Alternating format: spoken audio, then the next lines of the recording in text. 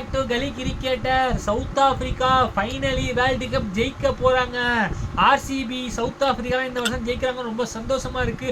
But இன்னும் confirm ஆகலைங்க. 69 run தான் அடிக்கணும் சவுத் ஆப்பிரிக்கா. 8 விக்கெட் கையில் இருக்கு. டே 4 என்ன நடக்க போகுதுன்னு பொறுத்திருந்து தான் பார்க்கணும். மேட்ச்சு ஒரு ரோலர் கோஸ்டர் மாதிரி போச்சுங்க. அதாவது 144க்கு 8ன்னு சொல்லி ஸ்டார்ட் பண்ணாங்க ஆஸ்திரேலியா. ஃபர்ஸ்ட் விக்கெட் நேத்தன் லைனை ரபாடா சீக்கிரமாக எடுத்துட்டாரு. அதுக்கப்புறம் மிச்சில் ஸ்டார்க்கும் ஹேசல்வுட்டும் கிட்டத்தட்ட 50+ பார்ட்னர்ஷிப் சேர்த்தாங்க. அந்த ஒவ்வொரு ரன்னும் ரொம்ப ரொம்ப முக்கியம் டெஸ்ட் மேட்ச்சில்.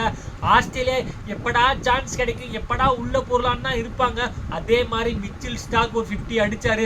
அதாவது ஆஸ்திரேலியன் பிளேயர்ஸ்லேயே 100 பாலுக்கு மேலே பிடிச்ச பேட்ஸ்மேன் இந்த இன்னிங்ஸில் மிச்சில் ஸ்டார்க் தாங்க. அவருக்கு கிட்டத்தட்ட 130 பால் பிடிச்சிருக்காரு. ஹேசல்வுட் 54 பால் பிடிச்சிருக்காரு. 2 பேரும் கிட்டத்தட்ட 30 ஓவர் ஆகியிருக்காங்க. ஒரு கடைசி விக்கெட் பார்ட்னர்ஷிப்புக்கு ஒரு 20 ஓவருக்கு மேலே 60 ஓவர் ரொம்ப ரொம்ப தப்பு. அந்த 50 ரன்னு மட்டும் சவுத் ஆப்பிரிக்கா சேவ் பண்ணியிருந்தாங்கன்னா இந்நேரம் வேர்ல்டு கப்பை தூக்கிட்டு போஸே கொடுத்துருந்துருக்கலாம். பட் ஹோப்ஃபுல்லி அவங்க வேர்ல்டு கப்பை தூக்கி போஸ் கொடுப்பாங்க, நம்ம நம்புவோம்.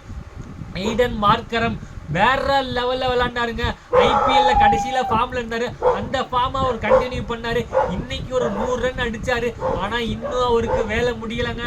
ஆமாங்க, அந்த 100 ரன் முக்கியம் இல்லை, மேட்சை வின் பண்ண வைக்கணும், அதுதான் முக்கியம். அதுவும் இல்லாமல் பவுமா அவரும் இருக்காரு.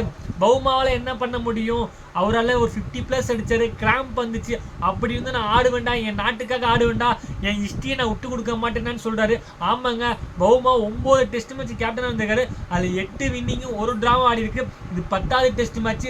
ஹோப்ஃபுல்லி ஜெயிப்பாங்கிற நம்பிக்கை இருக்கு. அதுக்கு என்ன பண்ணணும், நாளைக்கு மொதல் ஒரு 10 ஓவர் மட்டும் விக்கெட் விடாமல் ஒரு 10 ரன்னோ 20 ரன்னோ ஆடினா மட்டும் போதும். சவுத் ஆப்பிரிக்கா கம்ஃபர்டபுளாக ஜெயிச்சிடலாம். ஆஸ்திரேலியா என்ன பண்ணணும், 69 தான் உங்கள்கிட்ட இருக்குது. அதில் எப்படி நம்ம அவங்க கிளாப்ஸ் பண்ண வைக்கலாம்? ஏன்னா சவுத் ஆப்பிரிக்கா லைட்டாக நட்டு கலந்தாலே போதும் கிளாப்ஸ் ஆயிடுவாங்க. பவுமா விக்கெட்டையும் ஆடம் மார்க்கர் விக்கெட்டையும் எப்படி எடுக்கணுங்கிற பிளானில் வந்தாங்கன்னா அவங்களுக்கு சான்ஸ் இருக்குது. எனக்கு தெரிஞ்சு 100க்கு 99% சவுத் ஆப்பிரிக்காவுக்கு தான் கப்பு ஜெயிப்பாங்க நான் நினைக்கிறேன். ஹேசல்வுட், மிச்சில் ஸ்டார்க், கமின்ஸ் இந்த 3 பேர்த்துல யாருக்காச்சும் ஒருத்தருக்கு நல்லா பவுலிங் போட்டு ரிதம் உட்காந்தா மட்டுமே அவங்களால ஜெயிக்க முடியும். சவுத் ஆப்பிரிக்கா எய்டன் மார்க்கர் 100 ரன்னுக்கு மேலேயும் பவுமா 60 ரன்னுக்கு மேலே இருக்கிறதுனால அவங்க கம்ஃபர்டபுளாக ஸ்டார்ட் பண்ணணும். அப்படி கம்ஃபர்டபுளாக ஸ்டார்ட் பண்ணி அவங்க ஜெயிச்சாங்கன்னா ஒன் ஆஃப் த பெஸ்ட் மெமரிஸாக இருக்கும். ஏன்னா சவுத் ஆப்பிரிக்கா இன்னும் முடிய வேர்ல்டு கப் ஜெயிச்சது இல்லைங்க. எஸ், அவங்க ஃபர்ஸ்ட் டைமாக ஐசிசி டெஸ்ட் வேர்ல்டு சாம்பியன் ஜெயிச்சா அவங்களுக்கு யங்ஸ்டர்ஸாக இருக்கட்டும், அந்த நாட்டுக்காக இருக்கட்டும், ஒரு எக்கச்சக்கமான செலிப்ரேஷன் சொல்லலாம். போன தடவை T20 வந்து இந்தியாட்ட ஃபைனலில் விட்டுருவாங்க. பட் இந்த மாதிரி எந்த மிஸ்டேக்கும் நடக்காமல் ஒரு பவுமாவும் ஆடம் மார்க்கரும் ஆடினா மட்டும் போதும் கம்ஃபர்டபுளாக ஜெயிச்சிருவாங்க. நான் சவுத் ஆப்பிரிக்கா ஜெயிப்பாங்கன்னு சொல்லி நினைக்கிறேன். நீங்கள் ஜெயிப்பாங்கன்னு சொல்லி கமெண்ட் பண்ணுங்கள். இந்த வீடியோ பிடிச்சா லைக் பண்ணுங்கள். ஐபிஎல் பார்க்கணும். Thank you guys.